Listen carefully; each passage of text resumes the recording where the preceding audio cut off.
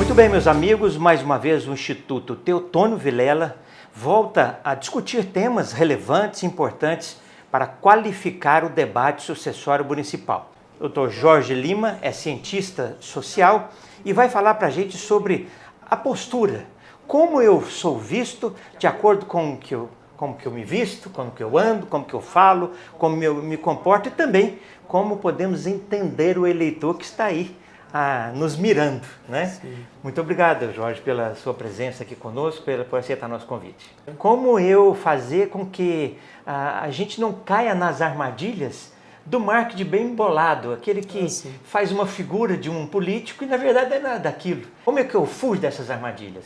O eleitor, ele é um consumidor, né? Como qualquer outro produto, ele consome o candidato, as propostas, os ideais, assim como a gente entra no supermercado, tão confuso que não dá às vezes nem de perceber quem está ali. Mas enfim, é uma grande prateleira com diversos produtos, né? O que destaca um candidato do outro é a maneira que ele consegue conversar com as pessoas de vida simples, né? Essa ideia de pessoas de vida simples é uma ideia do sociólogo francês, que é o Michel Mephestoli, que ele ensinou para a gente, né? É necessário prestar atenção nas pessoas de vida simples. O que é uma pessoa de vida simples? Uma pessoa que tem o trabalho, que tem os sonhos, que tem as crenças, que tem a vida dela estruturada de uma maneira mais simples. Ela não está ali no estrelato, ela não é o grande empresário, ela não está preocupada com aquelas grandes questões. Essas pessoas, às vezes, são negligenciadas pelas propostas, né? Então, o político começa a planejar coisas mirabolantes, né? Tipo, promete um hospital 24 horas num lugar que não tem recurso para ter um postinho aberto. Então, ele mente sobre isso, envolve todo mundo nisso, não cumpre essa promessa e na próxima eleição ele é reconhecido como aquele que não cumpre promessas. Mas o eleitor nem pediu isso. O eleitor de vida simples, ele quer o quê? Ele quer uma cidade limpa, uma cidade bem administrada e uma cidade onde os políticos, principalmente nas cidades menores, que os políticos têm uma vida próxima da vida das pessoas, ou seja, ele seja um político do cotidiano. Quais são os pontos que um político deve prestar atenção quando ele quer ter esse comportamento mais simplificado, mais aberto, mais objetivo, que é próprio dessas pessoas comuns? O que as pessoas querem? Olhar para a fotografia do político e ver o extensivo da vida delas, o que é? Ela olhar para aquilo ali e ver verdade. Tem até um provérbio lá, a gente fala, a verdade dispensa enfeite. Então, tudo que é enfeitado demais carrega mentiras, ou carrega nuances, ou pelo menos uma promessa de algo que não vai ser cumprido. Por quê? Porque o eleitor conhece o político que é da cidade. Então, que esse político consiga ser o que ele é e trabalhar no marketing o que ele tem vontade de ser, junto com o que a cidade também tem vontade de ser. Tipo, uma cidade precária, as pessoas não querem ir embora. Eles querem melhorar a cidade para continuar vivendo lá. Às vezes um candidato, isso é muito usual, muito comum, ele vive bem distanciado dessa realidade cotidiana da população em geral, mas ele usa o artifício de dizer, eu nasci em família pobre, meu pai era pobre, minha mãe era pobre, eu lutei muito, cresci, por isso que eu sou agora diferente de vocês. Sim. Escola? Esse argumento ele não funciona porque ele é um argumento, é um sofismo, né? É uma falácia. Ele tem um pouco de verdade, mas ele é concluído com a mentira, porque se ele se importasse com aquelas pessoas, ele estaria ali na época de não eleição, ou seja, antes da eleição. Por isso que hoje o eleitor rejeita, fala assim, você aparece aqui só de 4 em 4 anos, ou só aparece na eleição. Então hoje isso não comove mais como comovia antigamente. Nós falamos um pouco sobre o discurso, as promessas que ele faz, os compromissos que ele traz, essa questão da história que ele conta e o corpo. O corpo também fala. A fotografia do político não é uma foto. A fotografia do político é a extensão das crenças, dos valores e do que ele faz cotidianamente. Então não adianta fazer uma foto num programa de edição, um Photoshop, um Illustrator, e dizer eu sou assim. E aí eu te encontro na padaria, você está com o cabelo sem pentear, o carro caindo aos pedaços. Não que ele tenha que ter uma Ferrari, mas o pouco que ele tem que ser uma simplicidade organizada. Zelar do que tem. Zelar. Por quê? Porque não é que todo mundo vai ser rico materialmente, mas a pessoa tem que ser rico em organização. No interior isso é muito comum, as pessoas serem conhecidas de forma geral, Sim. mesmo que superficialmente. Então é muito perigoso essa questão de, no interior, você tentar mudar a sua personalidade, o seu parecer diferente para se apresentar para o eleitor. Isso soa como mentira. É porque é uma imagem mudada, né? Hoje a gente chama de... tem a fábrica de edição, né? As pessoas, até o TSE está tentando mudar isso agora por causa dos cortes, né? Então tem um pensamento ali, por exemplo, de 1 minuto, a pessoa vai lá, corta 2 partes, monta e parece que a pessoa falou uma outra coisa. Então a imagem do candidato que já é conhecido, que ele tenta mudar, é um corte mal feito, né? Naquela linha do tempo. Hoje, como diz o meu pai e as pessoas mais antigas, ninguém engana ninguém, porque não tem ninguém bobo, né? Guimarães Rosa dizia assim, eu quase não sei de nada, mas eu desconfio de muita coisa. No caminho entre o eleitor e o candidato, existe, além dessa história, o momento onde esta visão da imagem diferencia os candidatos. Recentemente fiz pesquisa sobre a hora eleitoral na cidade de Goiânia. As pessoas falaram, 40% acham que é o melhor lugar para se ver as propostas e decidir o voto. E outros falam que assiste para se divertir. É um local de entretenimento, tipo uma Zorra Total. Olha, eu gosto daquilo lá porque é um falando mal do outro. E quando acontece isso, o eleitor fala, todo político é igual. Esse desespero pelo voto pode desconstruir a história que a pessoa vinha mantendo? Porque o político hoje, ele não quer disputar a eleição. Ele quer vencer.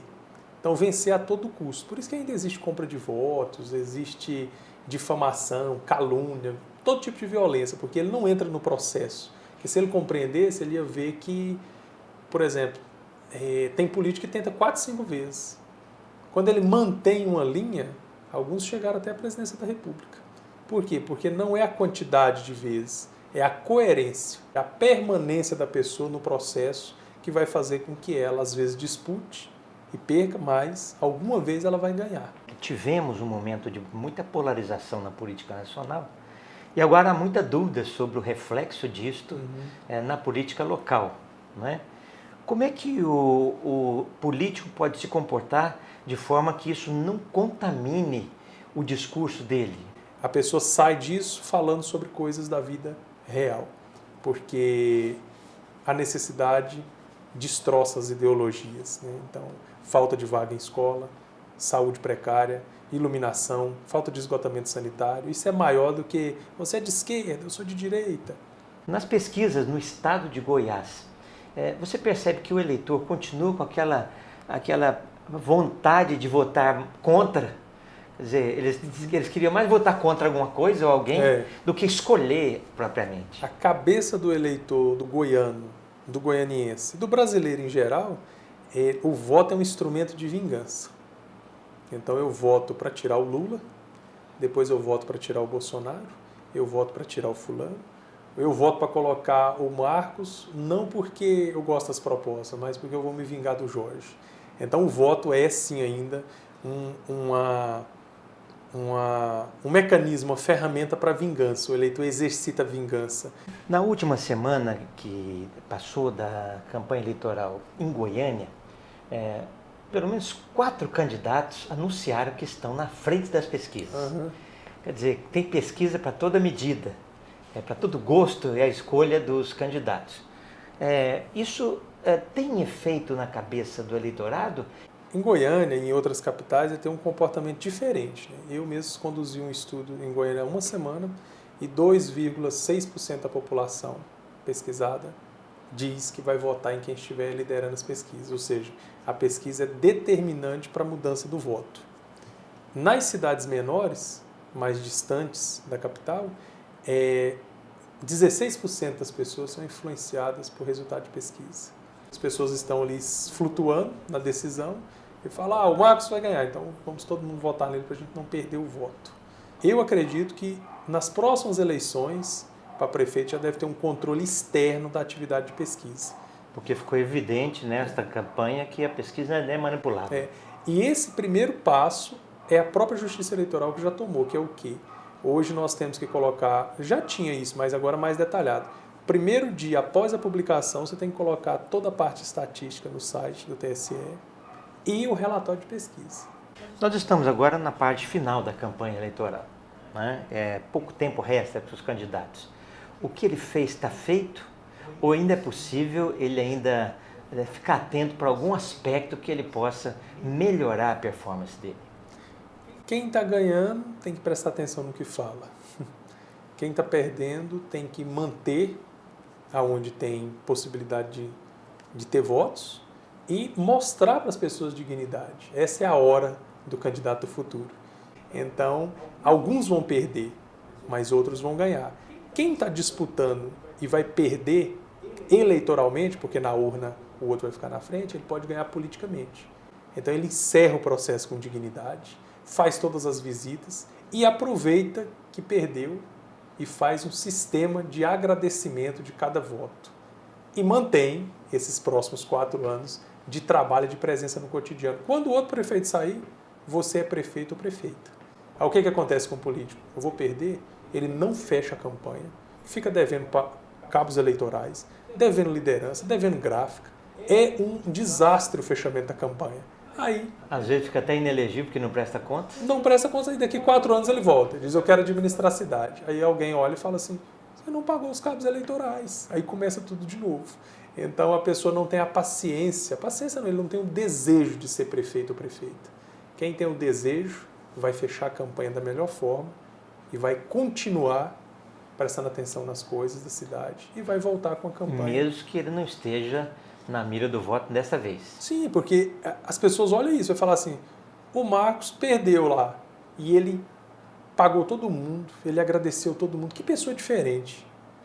Você falou, eu fiquei 4 anos observando isso aqui, respeitei a vontade das pessoas, vocês elegeram o Jorge ou o Pedro, e a vida não melhorou. Eu permaneci aqui, eu estou aqui. E agora eu quero uma chance de poder administrar a cidade. O que você está fazendo é um alerta para que o processo político seja uma coisa contínua. Um projeto de longo prazo. Isso. E não uma briga a todo custo para uma eleição só. Sim, porque tem 45 dias antes, 45 dias agora. O sujeito desapareceu. Ele entrou no Triângulo das Bermudas e sumiu por alguma razão. Aí ele aparece, que é obrigar o eleitor a olhar para ele. O eleitor só vai olhar para a fotografia. Isso aqui é igual a galeria do celular. Hoje tem 1 milhão de fotos numa galeria de celular. Você só vai olhar a foto da galeria se tiver a emoção que te guia até lá. Se não houver emoção, todas as campanhas, a gente inclusive, nós estamos constantemente ameaçados pelo esquecimento. E vamos ser esquecidos. Então a memória é isso. A memória é um processo de apagamento ou de desarquivamento. A gente tem que ser desarquivado as nossas histórias de maneira bonita, de maneira que ela mereça ser contada. Senão não adianta o marqueteiro. Eu vou desarquivar aquela memória com o Marcos, a memória foi boa, ele perdeu as eleições e continua aqui. Se ele tem um projeto social, a primeira coisa que ele faz no dia 7 é fechar o projeto. Por quê? Por vingança. O eleitor vai esperar e vai se vingar dele daqui 4 anos. Na última eleição, nós tivemos uma marca, foi da intolerância. Né? Ficou muito marcado isso. Nesta eleição, pelo que você tem pesquisado, andado, conhecido, o que lhe parece está marcando esse processo agora? Um desencantamento.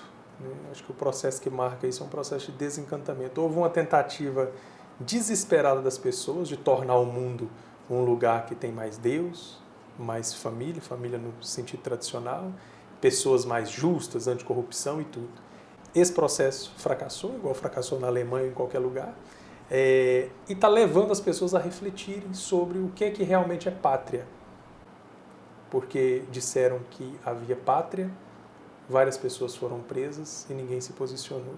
Disseram que havia Deus nos templos, acabou o processo eleitoral, ninguém mais foi visto em culto ou igreja.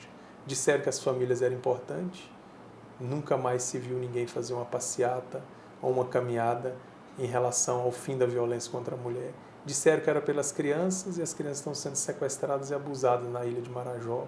Em tantos outros lugares a infância está sendo destroçada. Disseram muitas coisas, mas a realidade confrontou esses discursos e esvaziou esses discursos. Tem lugares que esse discurso ficou cansativo, ficou pedante.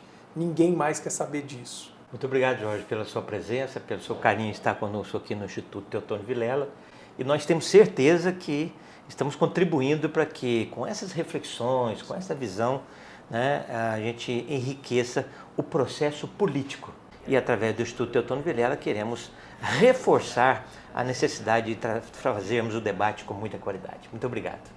Disponha, Vilas Boas. É bom falar disso e reforçar para finalizar, não é uma questão eleitoral, mas é uma questão política. Todo homem, toda mulher, toda pessoa é um ser político, porque a gente decide a vida nos mínimos detalhes e nos grandes detalhes através da política, sem ser a política partidária especificamente. Muito obrigado. Muito obrigado.